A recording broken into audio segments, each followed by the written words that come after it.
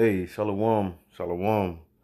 Kahala Yahweh, Bahasham, Yahweh Shai, Bahasham Waha, Rachakwadash. Double honors to the apostles of Great Millstone. Peace and blessings to Yakim, pushing his word in truth and sincerity throughout the four corners of the earth. This is Amathia from the GMS Dallas Camp, and wanted to go into do a response to our beloved Elder Apostle Gabar, the video where it says, "Assad, please stop it. You're a novice lifted with pride, and you're embarrassing yourself." And what he was going into is how Gog, which is, like you say, Russia today, the modern day Russia, and it goes in, as you mentioned, Magog is land of Gog or the mountain of Gog.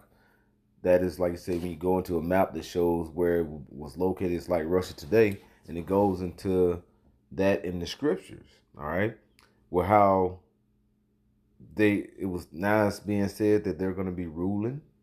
You know, they're going to be ruling after America is brought down, after Babylon is brought down. There's nowhere in the scriptures that actually goes into saying that. All right, in the scriptures, we know once Babylon the Great, the mystery daughter of Babylon, is brought down, then America is going to be the end of Esau's rulership. All right. It's not going to be Russia is going to be the next in line, or the Moabites, like say China or whoever. No, the scriptures tells us that it's going to be the kingdom of heaven is going to be brought forth. Right. Matter of fact, we actually have a timeline here. I'm going to go ahead and pull this up real quick. All right, this is Daniel 2. All right, and this goes into what? The dream that Nebuchadnezzar had, right?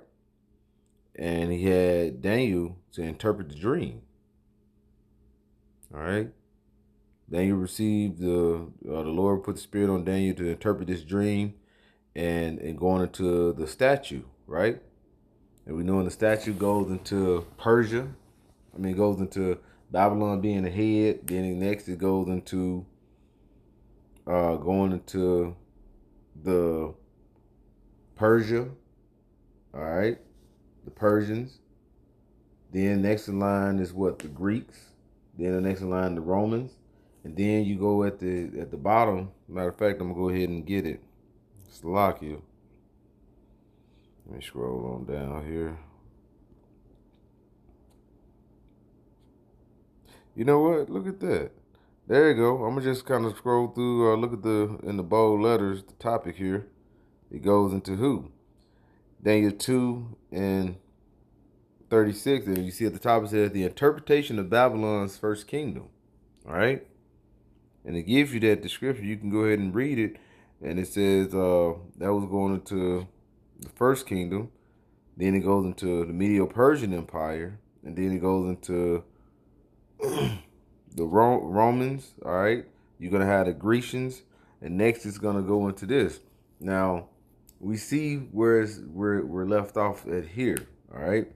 This is Daniel 2 and 44. It says, "And in the days of these kings shall the Most High Yahweh of heaven set up a kingdom which should never be destroyed." All right. All right. It says it should never be destroyed. I'm gonna go up a little further here, right?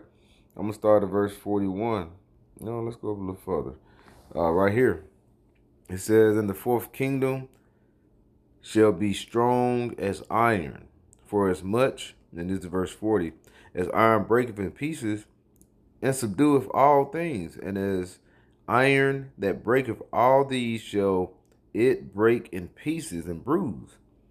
And whereas thou sawest the feet," all right, so when you go into this chapter, it goes into the head being the, like I say, Babylon, going into the Medo-Persians, okay, and all the way down to the Romans. Now you're going into the feet, which is the end of things, right? This is a timeline, all right? Real quick. Because we're supposed to be measuring the time diligently. The Lord gave us I'm going to jump back to that, a timeline of what's going on. This is 2nd Ezra 6 and 9. All right. It says, I'm going to start at verse 8. And he said unto me, for Abraham unto Isaac and Jacob and Esau were born of him. Jacob held held first the heel of Esau. For Esau is the end of the world. And what world is that? This world. The world is being run by Esau today. And who is Esau? The so-called white man. And Jacob is the beginning of it that followeth. So Jacob represents the nation of Israel, right? Because Jacob's name was changed to Israel. All right. Then it was came out of him the 12 sons, and then you had like I say, that branches off of who you see today, you so-called black, Latinos, and Native Americans. All right. So the timeline shows you Esau is the end of the world and Jacob is the beginning of it that followeth. Now, when we notice, we know when Rome became in power, all right, that was what? Esau being in the rulership. The Grecians, the Romans, all right. It says, verse 41, for whereas thou sawest the feet and toes, because we're at the end, all right. And this is telling you, what is this? This is going into, like I say, we getting down to Rome. Now we're going into these feet that is mixed, all right? And this goes into the NATO and the EU. It says, whereas thou sawest the feet and toes part of potter's clay and part of iron, the kingdom shall be divided, but there shall be in it of the strength of the iron, for as much as thou sawest the iron mixed with miry clay. All right. And as the toes of the feet were part of iron and part of clay, so the kingdom shall be partly strong and partly broken. And we seeing that today. We're seeing the it's being broken apart. All right. Of what? These different nations that's looking to, like I said, we had Brexit, all these different things that happening. It's very weak going into, like you say, the NATO and the EU. All right. Now you're seeing Turkey is more on the fence of moving towards the BRICS nations. All right. And the BRICS, if I'm not mistaken, that's Russia, Brazil, Russia, India, China, and South Africa. All right. Was it South America? I believe it's South Africa. You can look it up. It says, so we're getting to the point where NATO and the EU, because you got to think, NATO's basically came together to what? To be combative against the USSR, which were broken up. Now it's coming back together, and now we see what? The NATO and the EU are now starting to have that breakup. All right. And this is what this is going into. It says, but they shall not cleave one to another, even as iron is mixed with miry clay. All right. And it says, in those days the kings shall Yahweh, the Most High Yahweh of heaven, set up a kingdom which shall never be destroyed. All right. And you can read about that, going into that government that's going to be established upon the earth, that's going to rule forever and ever, going into Isaiah 9. It says, and the kingdom shall not be left to other people, but it shall break in pieces and consume all these kingdoms, and it shall stand forever. All right? And when you look at that, you're not looking at the feet that would basically had iron and mixed with miry clay. After this breakup here, the kingdom of heaven is going to come about. And we know this is also talking about what? The NATO and it's the horde that rides upon the beast. All right, when you read about that in Revelation 17, America being that horde. All right, so where do God come into this? Where is God? God is going to, when the Lord says he's going to turn the hooks back into his jaws, right? That's the final battle, all right? That is the final battle that we're going to see before the Lord come and render his righteous indignation upon the earth, and he's going to take back the kingdom, and it's going to be set up. The kingdom of heaven is going to be established here, right? This is Ezekiel 38, and start at verse 1. It says, And the Lord, and the word of the Lord came to me, saying, Son of man, set thy face against Gog, all right, the land of Magog, the chief prince of Meshach and Tubal, and prophesy against him, and say, Thus saith the Lord Yahweh, Behold, I am against thee, O God, the chief prince of Meshach and Tubal. So the Lord is against them. He's going to utilize them, just like he utilized Pharaoh. All right, he utilized certain kingdoms or empires to bring down others, but he's going to utilize them to do what? To bring forth what? WW3 upon the land. All right. All right. It says, and he said he's against them. He utilized them, but he's against them. He was against Pharaoh, but he utilized Pharaoh. Right? It says, verse 4, And I will turn thee back and put hooks in thy jaws. And that's going into that, getting back the Russian to the USSR spirit. That's why we see in Russia and Ukraine that war that continue to go on. It's not slowing down. All right? When Russia and Crimea, you got to think these different lands that Russia is kind of battling or going to war with is because they're trying to establish that USSR camaraderie again. All right, that empire again. All right, before all that is established, the Lord is going to come back and render his, he's going to set the kingdom up. He's going to take the kingdom from these Edomites. All right, it says, and put hooks in thy jaws, I will bring thee forth, and all thy army, horses and horsemen, and all them clothed with all sort of armor, even a great company with bucklers and shields, all them to handle swords. You see, it goes into all these that's going to come together. All right, and this is going to bring forth World War III. All right, the war of all wars. All right, it say one war, two wars have passed, and another one is going to come. All right, this third war is coming shortly. So you got to think, Babylon is destruction is the end of Esau's rulership, and this is going to be the destruction of Esau's rulership right here. We're seeing it before our eyes. It's not going to be another country that's going to be ruling before the Lord comes back. All right. The Lord said he's going to make the smith and the waster to destroy. All right. When you go into this, because you can't get around this, because if you understand that Babylon is America, all right, modern day Babylon, the virgin daughter of Babylon, as it says in Isaiah 47, when it says, sit down in the dust, O virgin daughter of Babylon, there is no throne for you. All right, look at this, Revelation 18. All right, I'm gonna start. Yeah, might well just start at the top. And 1, it says, And after these things I saw another angel come down from heaven, having great power, and the earth was lightened with his glory. And he cried mightily with a strong voice, saying, Babylon. All right, and we know that great city is Babylon. That's going into America. All right, Babylon the great is fallen, and become the habitation of devils, and the hold of every foul spirit, and a cage of every unclean and hateful bird. All right. So if how Babylon is going to fall?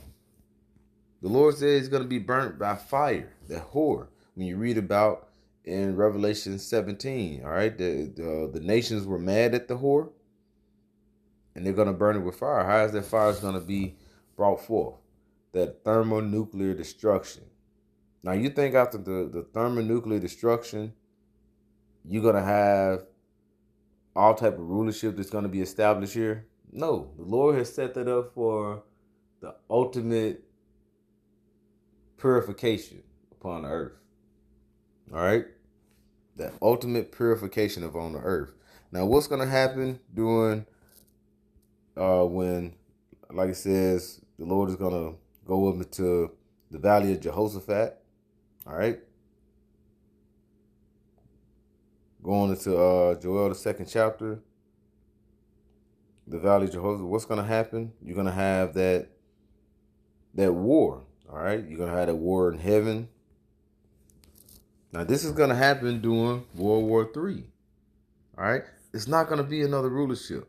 The Lord is going to return while they're actually at war. All right. When this fighting is going on. All right. When the thermonuclear destruction is going in. Because we're here in America, if the election is gonna be delivered, the Lord is gonna deliver us before these missiles hit and destroy America. They said here in Babylon is gonna be a desolation. It's gonna be destroyed. All right, it's gonna be completely destroyed. I want to go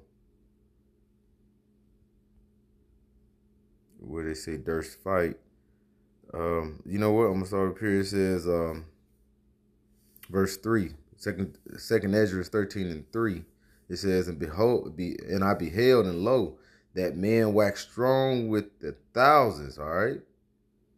And he says he's gonna come out of sea, but that's going to Shemayim. All right. He's gonna come from the heavens. All right, or thousands of heaven. There you go. And when he turned his countenance to look, all these things trembled and were seen under him, man. Whensoever the voice went out of his mouth, all they burned that heard his voice, like as the earth falleth when it falleth, filleth the fire. And after this I beheld, and lo, there was gathered together a multitude of men out of number from the four winds of the heavens to subdue the man that came out of the sea. So you're going to have all these military, all these different countries that's at war. They're going to turn together and they're going to try to subdue the man that's coming from out of the heavens. All right. This is going on after World War III. You got to think, you got to win a war and then establish your rulership after the war is over with. This is basically what the Lord is going to come do when during this war. All right. So you got to think, this is not when Russia God has not established rulership yet. But the Lord said he's going to come back here. I remember he said he's not going to meet thee as a man. All right. And it says, verse 6, and I beheld, and lo, he had graved himself a great mountain and flew up upon it. All right. And like I said, that's going to be their fathership, like I said, because even Revelations, all right, he said all eyes going to see him, right? Verse 7, it says, but I would have seen the region or place whereout the hill was graven, I could not. I mean, you couldn't see it as far as the eyes could see. You're going to see nothing but that ship, that fathership, all right, the chariot. It says, verse 8, and after this I beheld, and lo, all they which were gathered together to subdue him were so afraid, but yet durst fight. So it's understanding they're going to come together and start attacking the Father. And the Lord is going to put the Spirit on these men because they're going to be so scared, but they're going to fight. This is going to be the end of Esau's rulership. It's not going to be another rulership established under God, under Russia, after America is destroyed. Come on now. This is going to be the end of Esau's rulership right here. And America is going to be ruling. No, like I said, America is going to be ruling, and after that ends, it's going to be the establishment of the kingdom of heaven. All right? Just like when you go into Isaiah 26, like I say, when those thermonuclear destruction, when the thermonukes hit, what's going to happen? It's going to be, I'm going to start here. Hold on, slide.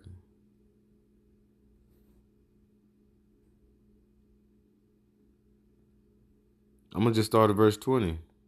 Because this is after, let me go up some. Verse 16, Isaiah 26 and 16. Lord, in trouble They have visited thee and poured thee out of a prayer when thy chastening was upon them, like as a woman with a child that draweth near the time of her delivery and is in pain and crieth out in her pain, so have we been in thy sight, O Lord. When thou hast been with child, we have been in pain. We have, as it were, brought forth wind. We have not wrought any deliverance in the earth, neither have the inhabitants of the world fallen. Thy dead men shall live together with my dead body. From they arise, awake and sing, are ye that dwell in dust. For thy dew is as the dew of herbs, and the earth shall cast out the dead. Come, my people, enter thou in thy chambers, and shut thy doors about thee. And what are those chambers? That's the chamber. That's the chariots. All right. This is the deliverance. All right. When you go in the wisdom of Solomon 5, all right, verse that strengthens of their salvation, you're gonna be seeing the elect being delivered up. All right, going to be delivering and going into the clouds, which is those chambers, those chariots. Keep going. In the middle of verse 20, it says, hide thyself as it were for a little moment until the indignation be overpassed. For behold, the Lord cometh out of his place to punish the inhabitants of the earth for their iniquity.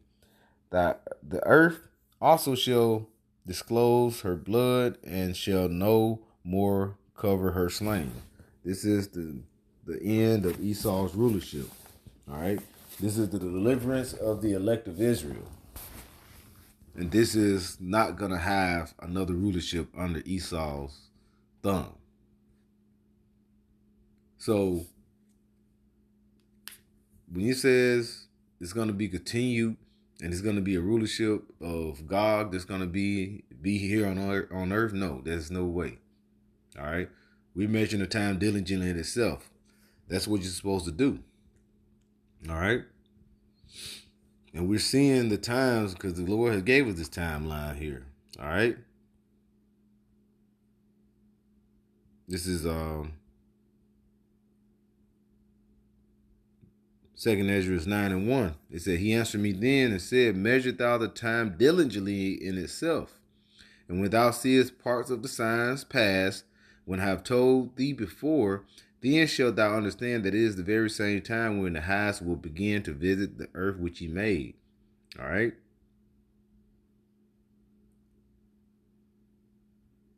I'm gonna just keep reading. It says, therefore, when there shall be earthquakes and uproars of the people in the world, and we're seeing the uproar it's about to ramp up. Then thou shalt understand that the Most High spake of those things from the days that were before thee, even from the beginning. For like as all that is made in the world has a beginning and an end, the end is manifest. So the end is here. Even so, the times also of the highest have planned beginnings in wonder and powerful works, the ending in effects and signs. So these signs that we're seeing is here. And we don't got a couple of more prophecies left. What else after these prophecies, after the MOTB? All these things and the signs that are showing is the end. All right. World War III is here, man. Is that my will say it's already going on with the small hats over there. All right. They're in war. Then you have Russia still in war with Ukraine. All right. All these major events happening. All right. You don't think that this is it? The Lord said he made the smith and the waster to destroy, or roughly paraphrasing. So these missiles, when the missiles are shot, the nukes are shot, that is it, buddy. This is it. It's a wrap. So with that, hey, I'd like to give all praises, honor, and glory to Yahweh, Bahashem, Yahweh Shai, Bahashem, Waha, Rachakradash. Double honors to the apostles of Great Millstone. Peace and blessings to Yaki in pushing this word in truth and sincerity. Shalom.